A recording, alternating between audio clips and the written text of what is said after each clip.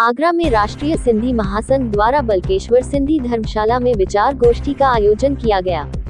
सर्वप्रथम भगवान झूलेलाल जी की तस्वीर पर माल्यार्पण कर दीप प्रज्वलित कर कार्यक्रम का शुभारंभ किया। सबसे पहले अहमदाबाद के छात्र नयन संतानी की जिहादियों द्वारा की गई निर्मम हत्या पर रोष व्यक्त किया तथा मौन धारण कर श्रद्धांजलि अर्पित की गई। कार्यक्रम की अध्यक्षता करते हुए एडवोकेट महेश सोनी ने बताया कि महाराजा दाहिर सिंह जी का जन्म 25 अगस्त 669 ईस्वी में हुआ। उनके पिता महाराज चच की अकाल मृत्यु हो जाने के कारण मात्र 18 वर्ष की आयु में राजपाट संभालना पड़ा, जो कि जीवन पर्यंत भारत देश की रक्षा के लिए आक्रमणकारियों से लड़ते रहे। संचालन करते हुए महासचिव मनोहर लाल हंस ने बताया कि मोहम्मद बिन कासिम सन 711 ईस्वी में 10 तारीख को अपने लाव लश्कर के साथ देवो बंदरगाह कराची पर पहुंचे। उन्होंने बड़ी ही बेरहमी से बड़े बुजुर्ग, अबला नारियों और अबोध बच्चों पर कत्लेआम मचा दिया। उसके बाद सिंधुपति महाराजा दाहिर सिंह जी ने मोहम्मद बिन कासिम की सेना को बाहर का रास्ता दिखा दिया।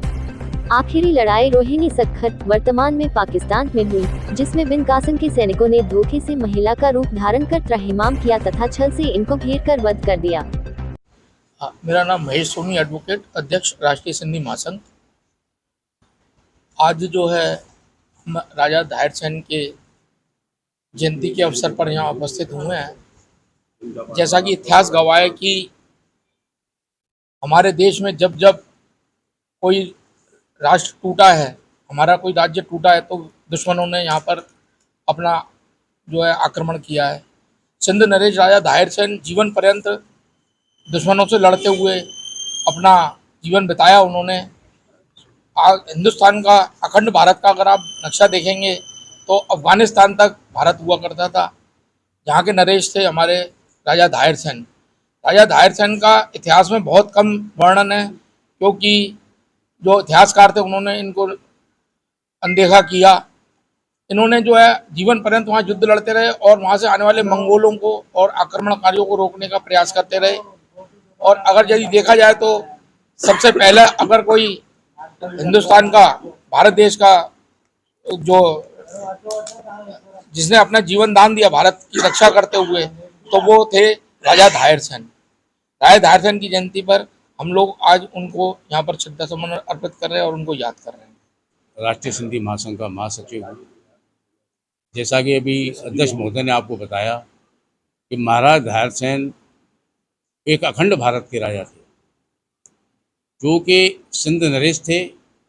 और सबसे बड़ी बात ये थी कि उन्होंने मात्र 18 साल की आयु में ही सिंहासन ग्रहण कर लिया, क्योंकि उनके पिता श्री चच महाराज के अकस्मात निधन हो गया बीमारी के कारण।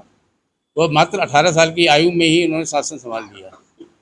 और उधर जो है बिन कासिम, जो कि मुसलमान अपनी फौज लेके आया और उसने उसमें आक्रमण कर दिया, जिसके अंदर हमारी नर नारियां, बुजुर्ग, बच्चों को आत्मघात से मारता रहा।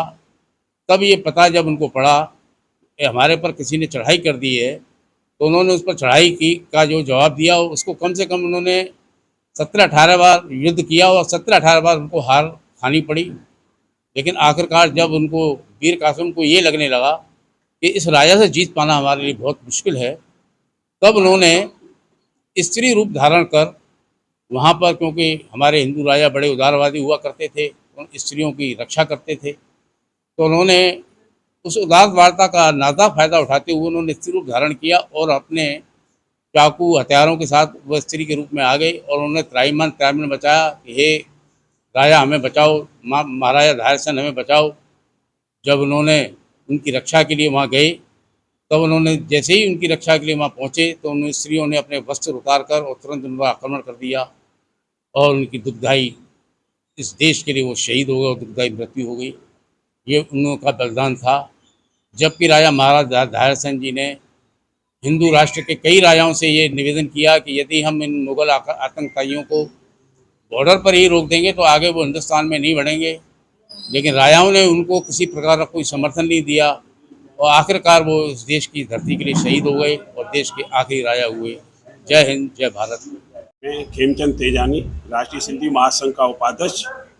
में एक दुखद घटना हुई है हमारी अहमदाबाद के अंदर, जो कुछ जिहादी बच्चों ने हमारे एक सिंधी समाज के बच्चों को चाकू से घोंप करके मार दिया गया। बड़े अफसोस की बात है, वो भी 7 डेज स्कूल, 7 डेज स्कूल की बात है। शिक्षा के नाम पे एक घृण पैदा किया है इन लोगों ने। क्या शिक्षा देंगे ये लोग?